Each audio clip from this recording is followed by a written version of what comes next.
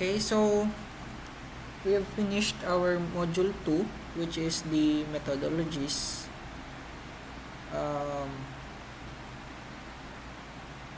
Methodologies and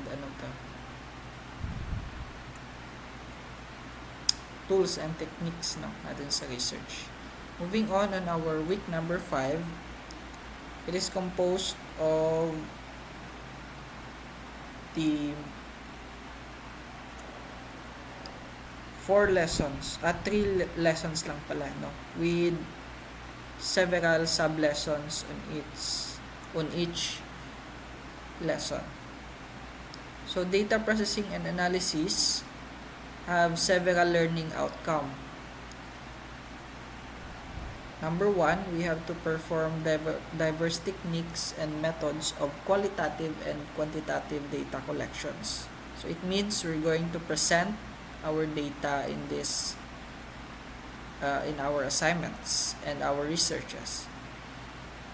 And we also identify the applicable statistical treatments and sampling size, differentiate the quantitative and qualitative analysis methods, and define the boundaries of analysis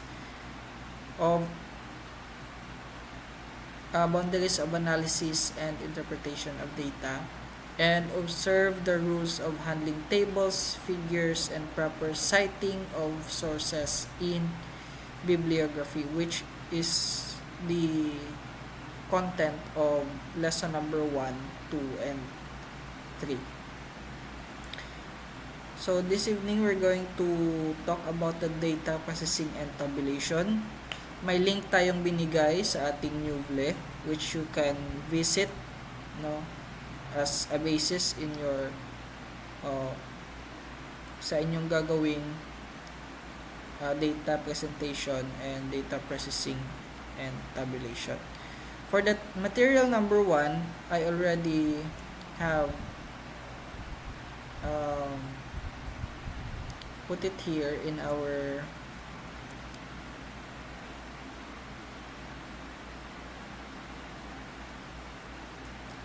in PDF form para hindi siya magulo tingnan. Okay, can you see my screen?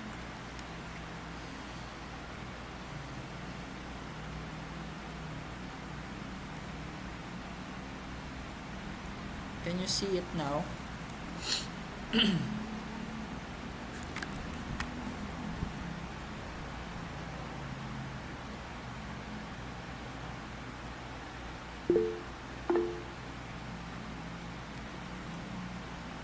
Okay.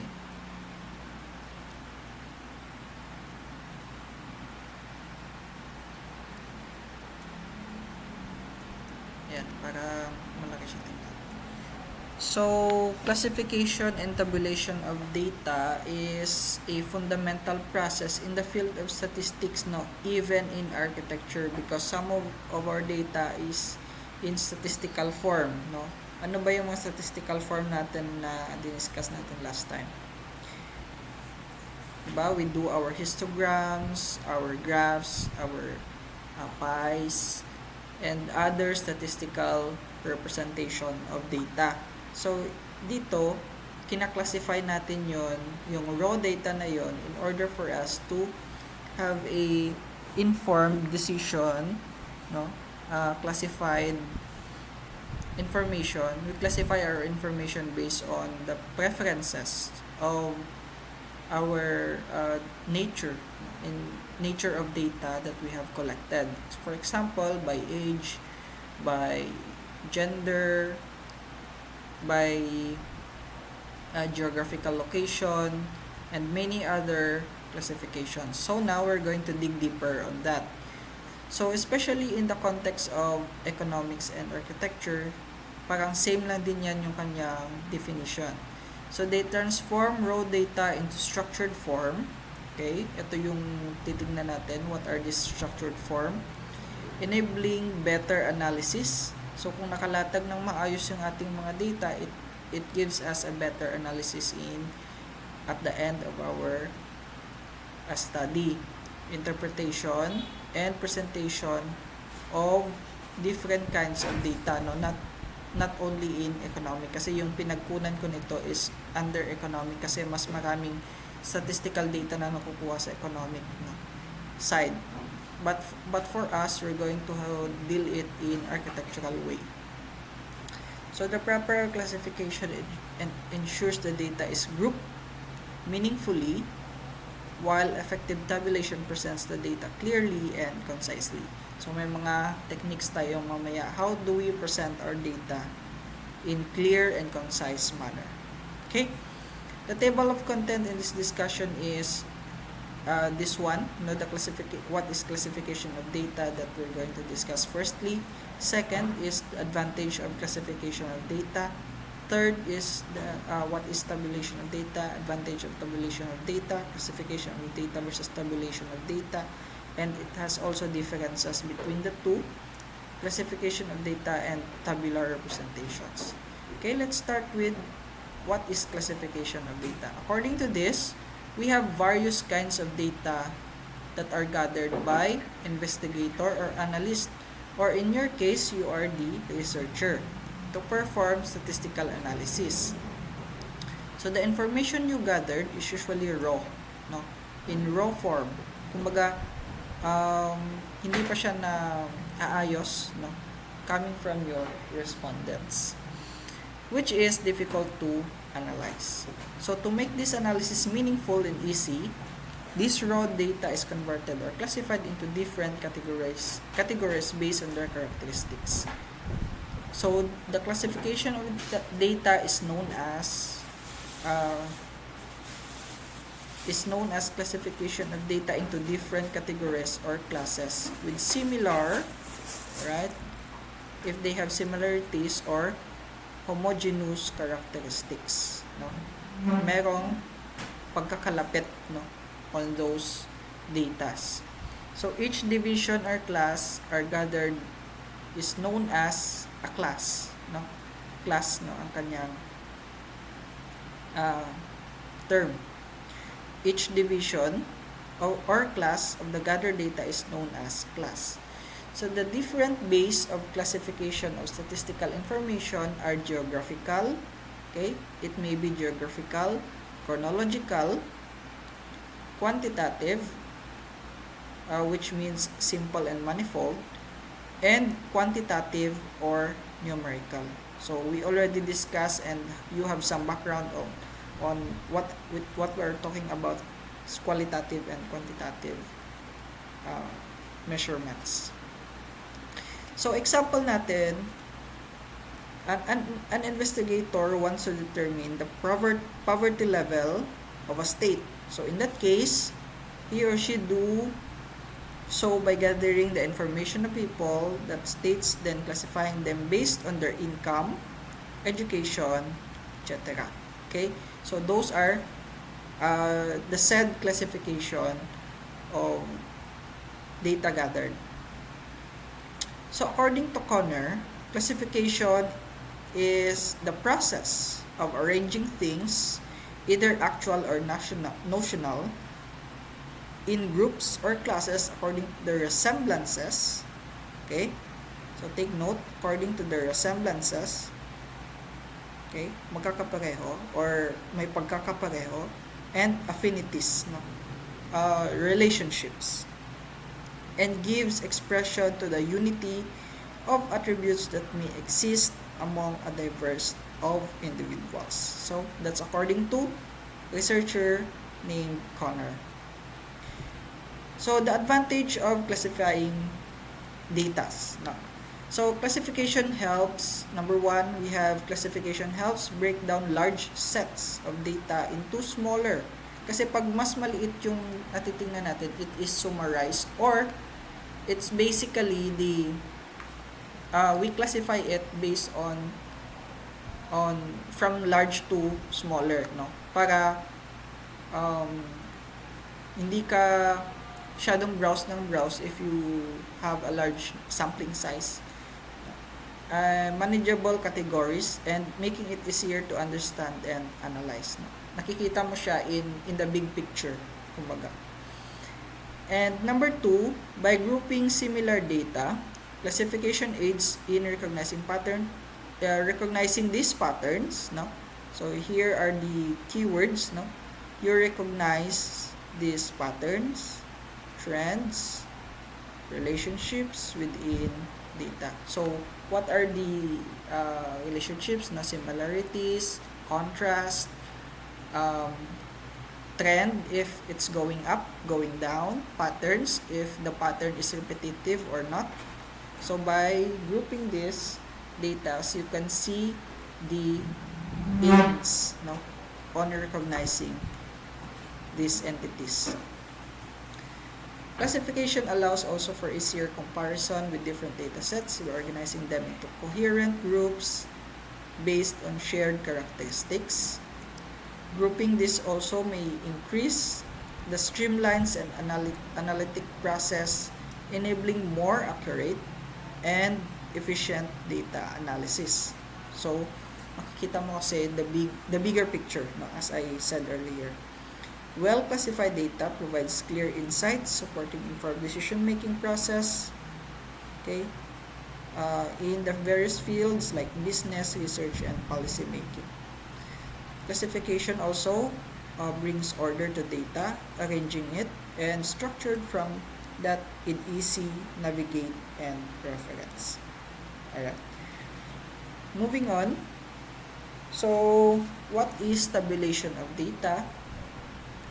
To analyze the collected data, it's essential to present in an easy to understand and interpretable way. So, these different ways can be classified by contextual, tabular, diagrammatic, and graphical. So, may mga example na tayo, no, on the graphical side of classification of data in statistics, no. So, itong mga textual, tabular, ito yung titingnan natin. Ayan, tabular and diagrammatic. So, tabular presentation or tabulation is a systematic way of presenting numerical data in rows and columns. No, ito yung tabular presentation or tabulation. So, the tabular presentation helps investigators simplify the presentation, facilitating analysis, and this bring related information close to others, such that the investigator can easily make comparisons between them. Okay? So, if you want to see something contrasting on different items, so tabulation, rows and columns is one of the usage you can use. Okay, according to L.R. Conner also, tabulation involves orderly and systematic representation of numerical data in a form designed to elucidate the problem under consideration. So, what are the advantages of having tabulations in data? So, it has a systematic, physical arrangement in rows and columns, easier to read and understand. Data presented in tables for straightforward comparison across different categories or groups. Number 3, easier to analyze, provide clear and concise formats. Number 4, condense large amount data into a compact format, saving time for those who need to interpret or analyze the data. Presenting data in a structured format, tabulation eliminates confusion and makes it easier to identify. Provides clear overview, aiding in quicker and more informed decision making. Essential for performing various statistical analysis and foundation for calculations and evaluations. So those are the advantage of tabulation of data. We have two different kinds, no, of classification of data, and we have differences between classification of data and tabulation of data. So generally, the data and tabular presentation data are misunderstood as the same, okay, but it's not. So a device to present summarized data, however, in technical terms, both concepts are different from each other. So the difference of this classification and tabular representation is as follows. So ito na lang para mas madali siya tingnan. Okay? So sa classification of data, we have this characteristics, no, versus the tabulation of data. So for the definition, classification of data has the process of organizing data into categories or groups based on shared characteristics and attributes. While the tabulation of data naman is arrangement of data in a table format for easy reference and analysis. Okay? So magkakaiba yan. Okay? You classify it by definition according to categories or group, while tabulation naman is in table format. No? The x and y axis, the rows and columns. So the purpose of classification of data is to simplify complex data, no?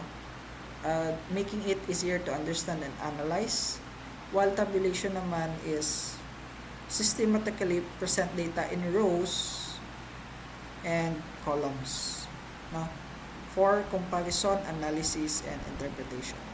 And usually, classification of data is being used for qualitative or quantitative, while tabulation of data naman is purely quantitative because it presents numbers. And the usage of this is for the classification of data is to identify these patterns, relationship, and trends within data. And for the tabulation naman is to display data clearly and concisely in numbers. Right? Okay? Alright, so the format of this has also different kinds, no? So it is being categorized sa classification is by age, by groups, income, brackets, etc. While in the tabulation naman is by rows and columns. And also with headings and subheadings. Example of classification of data is the age range, no, for the grouping respondents, like groups of ages from 18 to 25, 26 to 35, and so on. While in the tabulation of data, it shows that the number of surveys of respondents in table forms, no, age ranges as rows and headings, and has different responses. For the analysis, it helps us to understand distribution and frequency of data. Okay? For the classification. And for the tabulation naman, helps comparing data across different categories or groups. Data representations for classification may use charts, graphs, and lists, while this one naman uses tables. Okay? Complexity, okay, can be complex. See tabulation, I see classification because it involves multiple criteria, while si tabulation naman involves simple, relatively structured format. And it has also different approach in application. Alright. So this is the classification, the diagram, no, of classification of data and tabular representation. Okay, so spatial classification of data and tabular representation, it has qualitative and classification of data, tabular representation, etc. So classification of data is used for tabular representation. It has 4 types. Okay, for classification of data: geographical, spatial classification, chronological, geographical or spatial classification, another term, chronological or temporal classification, qualitative classification, and quantitative classification. So those are the 4 types of classification of data. For the spatial, it is to classify this data based on the geographical location, place, or region such as state, district, town, city, country, etc. Example of this is number of students from state at Delhi University, which shows here a tabular presentation which can be shown as follows. No? So here we have different states, no? And on the other row is number of students, which clearly represents a spatial classification of data according to geographical location.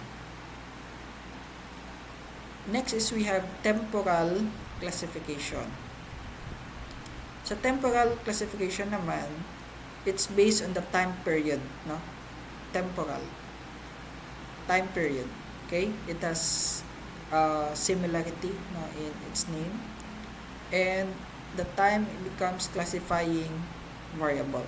Okay, as you can see here, now we have rows for columns, for year, and number of sale in units. Example of this is this table, which manufacturer is selling laptops, no, in different years.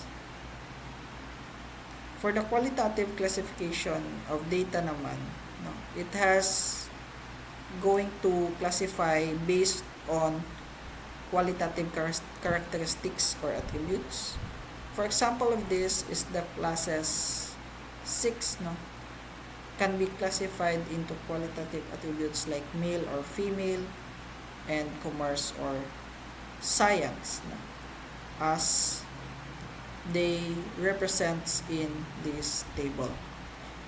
Okay, pwede kasing hatiin pa ang number of students based on what they get, no, in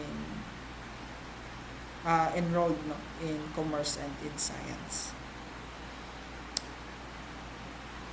So this one is called qualitative classification of data and tabular representation.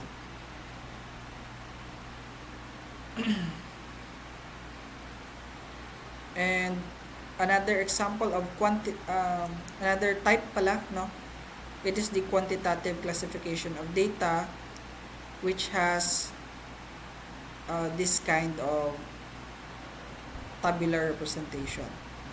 It refers naman sa number of players and the kind of sports that has been in the columns. Alright, so some frequently asked, no, in classification of data. So classification of data is the process of organizing data into categories based on the shared characteristics and attributes, as we mentioned earlier. Why is data classification important? No, to identify patterns, making comparisons, and drawing meaningful conclusions. Then types of classifications, we have qualitative, quantitative, geographical, and chronological types of classification. What is the difference between primary and secondary classifications? So primary is the first-hand collection of data for a specific purpose, while secondary data it has already been collected and published for other purposes.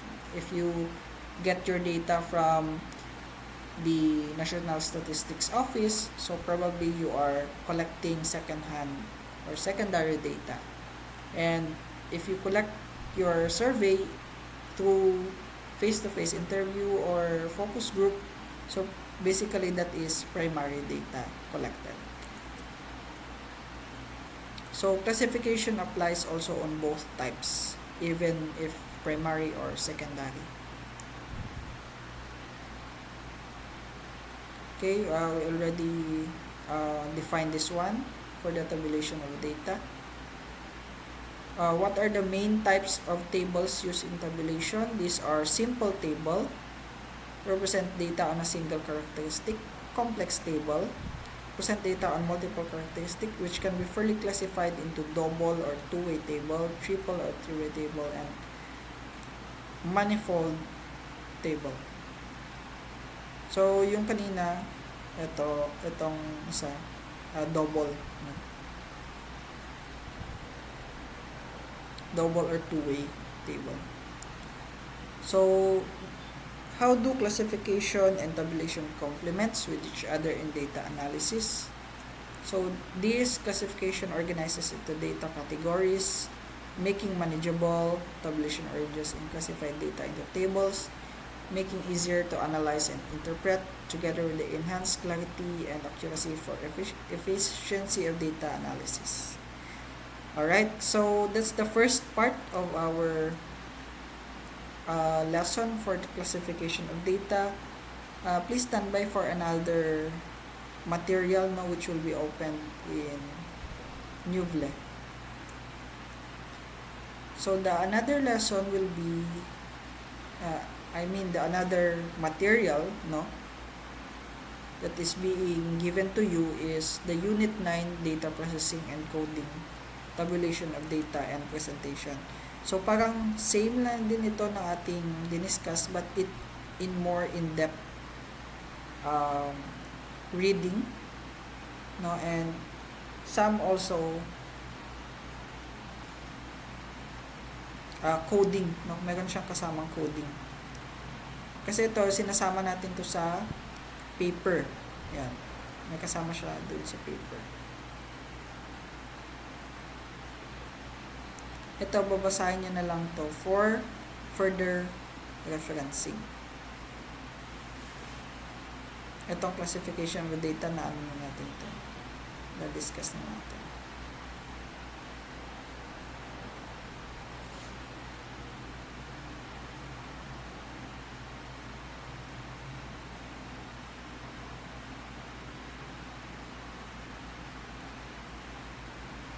Alright.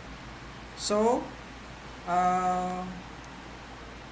some clarifications and questions will also be served and answered through the Google Meet link. Okay, thank you very much, and kindly stand by.